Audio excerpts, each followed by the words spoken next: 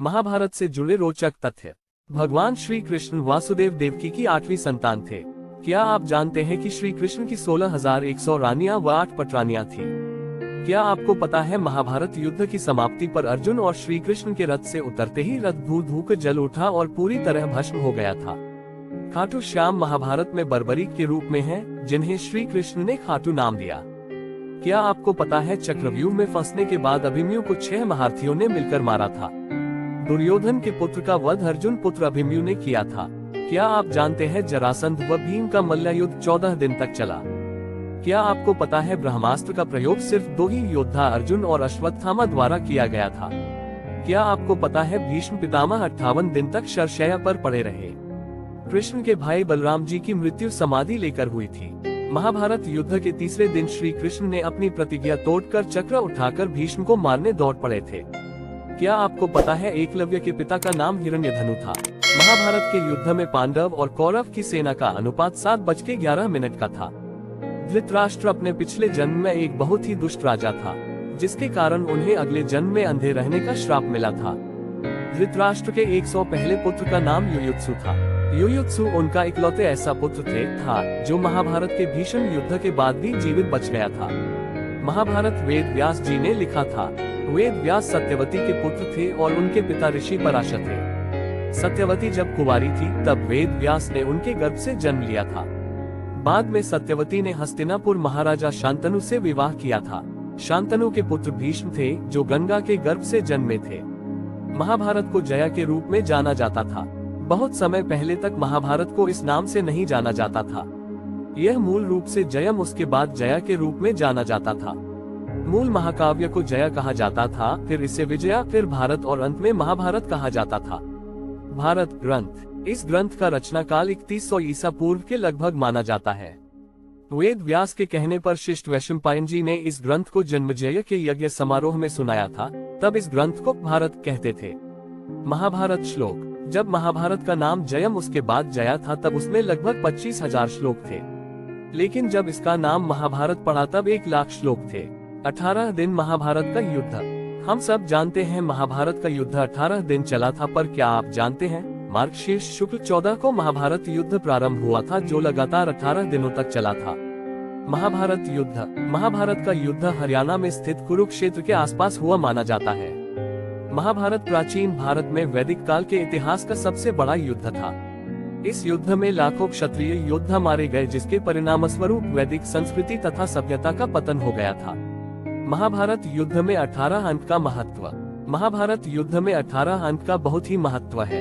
18 number Mahabharat facts, जैसे ऋषि वेद व्यास ने महाभारत ग्रंथ की रचना की, जिसमें कुल 18 पर्व हैं। आदि पर्व, सभा पर्व, वन पर्व, विराट पर्व, उद्योग पर्व, भीष्म पर्व, द्रोण पर्व, अश्वमेधिक पर्व, महाप्रस्थानिक पर्व, सौप्तिक पर्व, स्त्री पर्व, शांति पर्व, अनुशासन पर्व, मौसल पर्व, कर्ण पर्व, शल्य पर्व, स्वर्गारोहण पर्व तथा आश्रमवासिक पर्व। भागवत गीता में 18 अध्याय हैं और महाभारत पुस्तक में भी 18 अध्याय ही हैं। कृष्ण ने कुल 18 दिन तक अर्जुन को ज्ञान दिया। 18 दिन तक ही युद्ध चला। गीता में भी 18 अध्याय हैं। कौरवों और पांडवों की सेना भी कुल 18 अक्षौहिणी सेना थी, जिनमें कौरवों की 11 और पांडवों की 7 अक्षौहिणी सेना थी। इस युद्ध के प्रमुख सूत्रधार भी 18 थे। इस युद्ध में कुल 18 योद्धा ही जीवित बचे थे। 8वें अवतार, भगवान कृष्ण का जन्म 8वें अवतार के रूप में 28वें द्वापर में हुआ था और वो देवकी की 8वीं संतान थे। श्री कृष्ण की रानियां व पटरानियां। क्या आप जानते हैं श्री कृष्ण की 16,100 रानियां व 8 पटरानियां थी। ये सभी 8 पटरानियां उनकी विवाहित पत्नियां थी। इनका नाम रुक्मणी, जाम्बवंती, सत्यभामा, कालिंदी, मित्रवृंदा, सत्या, भद्रा और लक्ष्मणा था। श्री कृष्ण के सखा, श्री कृष्ण के कई सखा मित्र थे, जिनके नाम हैं मधुमंगल, सुबाहु, सुबल, भद्र, सुभद्र, मणिभद्र, भोज, तो कृष्ण, वौथप, श्रीदामा, सुदामा, मधुकंद, अर्जुन, विशाल, रसाल, मकरुंद, सदानंद, चंद्रहास, बकुल, शार्द, बुद्धि प्रकाश आदि। इन सब सखाओं में मधुमंगल, श्रीदामा व सुदामा से भगवान श्री कृष्ण का अनन्य प्रेम व लगाव था। श्री कृष्ण से रिश्ता, अर्जुन भगवान श्री कृष्ण के जीजा थे और दूसरी ओर श्री कृष्ण दुर्योधन के समधी भी थे। अर्जुन ने श्री कृष्ण की बहन सुभद्रा से विवाह किया था। दुर्योधन की पुत्री लक्ष्मणा ने श्री कृष्ण के पुत्र साम से प्रेम विवाह किया था। अर्जुन की माता कुंती भगवान श्री कृष्ण की बुआ अर्थात वसुदेव जी की बहन थी। अर्जुन पुत्र अभिमन्यु की पत्नी वत्सला श्री कृष्ण के भाई बलराम की बेटी थी। द्रौपदी के 5 पति। हम सभी जानते हैं कि द्रौपदी के 5 पति थे, लेकिन क्या आप जानते हैं द्रौपदी अपने पिछले जन्म में इंद्रसेना नाम की ऋषि पत्नी थी। उसके पति संत मौद्गल्य का देहांत जल्दी ही हो गया था। अपनी इच्छाओं की पूर्ति के लिए उसने भगवान शिव से प्रार्थना की। जब शिव उसके सामने प्रकट हुए तो वह घबरा गई और उसने 5 बार अपने लिए वर मांगा। भगवान शिव ने अगले जन्म में उसे 5 पति दिए। धृतराष्ट्र क्यों अंधे थे? हम सब जानते हैं धृतराष्ट्र जन्म से अंधे थे, पर क्या आप जानते हैं धृतराष्ट्र अपने पिछले जन्म में एक बहुत ही दुष्ट राजा था। एक दिन उसने एक नदी में एक हंस जो अपने बच्चों के साथ आराम से विचरण कर रहा था देखा। वो हंस को इतना खुश न देख सका, उसने आदेश दिया कि उस हंस की आंख फोड़ दी जाए और उसके बच्चों को मार दिया जाए। इसी वजह से अगले जन्म में वह अंधा पैदा हुआ और उसके पुत्र भी उसी तरह मृत्यु को प्राप्त हुए जैसे उस हंस के। गांधारी ने अपनी आंखों की पट्टी हटाई। धृतराष्ट्र नेत्रहीन थे, इसलिए गांधारी भी अपनी आंखों से नहीं देखना चाहती थी। जब उनकी शादी हुई तो उसने अपनी बाकी जिंदगी अपनी आंखों पर पट्टी बांधकर बिताने की कसम खा ली। लेकिन क्या आप जानते हैं, एक बार जब कृष्ण ने हस्तिनापुर दरबार में अपना विराट रूप दिखाया था, तब उसने अपनी आंखों की पट्टी हटाकर देखा था। बलराम महाभारत युद्ध के क्यों नहीं शामिल हुए? कृष्ण के भाई बलराम बहुत शक्तिशाली थे। उन्होंने कई युद्ध लड़े थे, लेकिन उनके महाभारत के युद्ध में शामिल नहीं हुए क्योंकि वो कौरवों और पांडवों के समान मित्र थे। उन्होंने कृष्ण को भी दोनों के बीच में पड़ने से मना किया था। इसलिए श्री कृष्ण ने युधिष्ठिर से उन्हें या फिर उनकी सेना में से एक को चुनने के लिए कहा था। इसलिए श्री कृष्ण भी केवल अर्जुन की सारथी बने। बाद में बलराम जी की मृत्यु समाधि लेकर हुई थी। दुर्योधन नाम असली नहीं। दुर्योधन का असली नाम सुयोधन था, जिसका अर्थ है एक महान योद्धा। लेकिन वह स्वयं दुर्योधन ही था जिसने अपना नाम सुयोधन से बदलकर दुर्योधन कर लिया, जिसका अर्थ होता है एक ऐसा व्यक्ति जिसे कभी हराया नहीं जा सकता। लेकिन महाभारत काल में दुर्योधन के बदले नाम को उसके बुरे कर्मों के कारण बताया गया। दुर्योधन का अपमान। महाभारत की प्रचलित कथाओं में यह माना जाता है कि 5 पांडवों की इकलौती पत्नी द्रौपदी द्वारा दुर्योधन को लज्जित किया गया था, परंतु असल महाभारत ग्रंथ में ऐसा कोई भी अध्याय शामिल नहीं है जिसमें द्रौपदी द्वारा दुर्योधन को लज्जित किया गया हो। वह तो थे जिसने दुर्योधन का अपमान करने का साहस किया था। इंद्रप्रस्थ का महल। हस्तिनापुर खोने के बाद पांडवों ने अपने बल पर इंद्रप्रस्थ का निर्माण किया। यह एक ऐसी माया नगरी थी जिसका एक एक पत्थर चमकदार, एक एक कोना आंखों को आकर्षित करने वाला था। जब पहली बार दुर्योधन ने इंद्रप्रस्थ का महल देखा तो वह चकित रह गया। धृतराष्ट्र और गांधारी के 100 पुत्र नहीं थे। हम सब जानते हैं कि धृतराष्ट्र और गांधारी के 100 पुत्र हुए थे, जो कौरवों के नाम से जाने जाते हैं।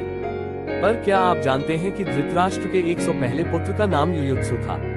युयुत्सु उनका इकलौते ऐसा पुत्र था जो महाभारत के भीषण युद्ध के बाद भी जीवित बच गया था। दरअसल धृतराष्ट्र की पत्नी गांधारी की सेवा के लिए सुग्धा नामक दासी को नियुक्त किया गया था, जो वैश्य वर्ण से संबंध रखती थी। इनसे धृतराष्ट्र को युयुत्सु की उत्पत्ति हुई। कर्ण। दुर्योधन और कर्ण को एक श्रेष्ठ मित्र के रूप में जाना जाता है, पर क्या आप जानते हैं कि कर्ण पांडवों के बड़े भाई थे? कर्ण मूल रूप से सूर्य पुत्र था, जिसके फलस्वरूप असल में वह क्षत्रिय वर्ण से नाता रखता था, परंतु कुंती द्वारा जन्म देते ही अलग कर दिए जाने पर वह सूत पुत्र कहलाया। कर्ण की मृत्यु पर यदि कोई सबसे ज्यादा दुखी था तो वह था स्वयं दुर्योधन। वह इतना हताश अपने भाइयों की मृत्यु पर भी नहीं हुआ था। शकुनी कौरवों के हितैषी नहीं। हम सब जानते हैं कि शकुनी कौरवों का मामा था और वो उनका सबसे बड़ा हितैषी था, जबकि शकुनी केवल दिखावे के लिए उनका शुभचिंतक था। दरअसल वो कौरवों का सबसे बड़ा दुश्मन था। कौरवों को छल व कपट की राह सिखाने वाले शकुनी उन्हें पांडवों का विनाश करने में पग पग पर मदद करते थे, लेकिन उनके मन में कौरवों के लिए केवल बदले की भावना थी। अश्वत्थामा आज भी जिंदा। माना जाता है कि गुरु द्रोणाचार्य का पुत्र अश्वत्थामा आज भी जिंदा है। दरअसल अश्वत्थामा एक बहुत बड़ा योद्धा था। महाभारत के युद्ध में उसने एक ब्रह्मास्त्र छोड़ा जिससे हजारों लोग मर गए। यह देख श्री कृष्ण को क्रोध आ गया और उन्होंने उसे श्राप दिया कि वह इन सब मृतक लोगों का पाप धोएगा और 3000 सालों तक निर्जन स्थानों पर भटकता रहेगा। कहा जाता है इस श्राप के प्रभाव से आज भी अश्वत्थामा रेगिस्तानों में भटक रहा है। भाई के कार्यों के खिलाफ। धृतराष्ट्र के 2 पुत्रों विकर्ण और युयुत्सु ने दुर्योधन की अनुचित नीतियों और कार्यों के खिलाफ थे और वास्तव में द्रौपदी को अपमानित करने वाले पासा के खेल का विरोध किया था। अभिमन्यु। कृष्ण के अनुसार अभिमन्यु एक बहुत शक्तिशाली दानव काल्यवन का अवतार था। इसलिए चक्रव्यूह वास्तव में अभिमन्यु को मारने के लिए शुरू किया गया था, क्योंकि यह एकमात्र तरीका था जिससे अभिमन्यु मोक्ष को प्राप्त कर सकते थे। इसलिए कृष्ण ने चक्रव्यूह से बाहर आने का ज्ञान कभी नहीं दिया। भीष्म पितामह। क्या आप जानते हैं भीष्म पितामह का वास्तविक नाम देवव्रत था।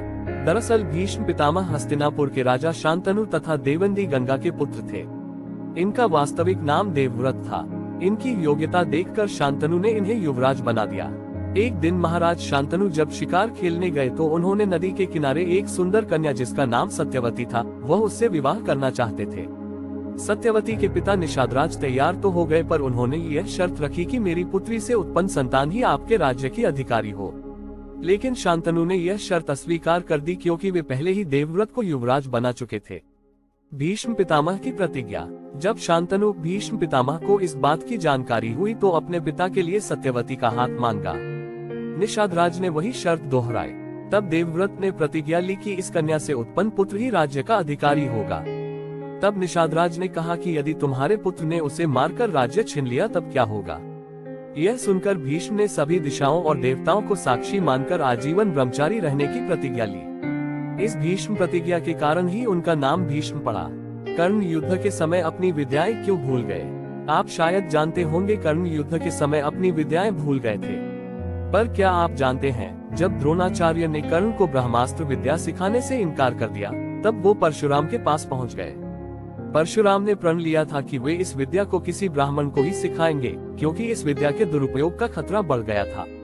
कर्ण यह सीखना चाहता थे, तब उन्होंने खुद को ब्राह्मण का पुत्र बताया और उनसे यह विद्या सीख ली। जब परशुराम को यह पता चला तो उन्होंने क्रोधित कर्ण को शाप दिया कि तुमने मुझसे जो भी विद्या सीखी है वह झूठ बोलकर सीखी है, इसलिए जब भी तुम्हें इस विद्या की सबसे ज्यादा आवश्यकता होगी तभी तुम इसे भूल जाओगे।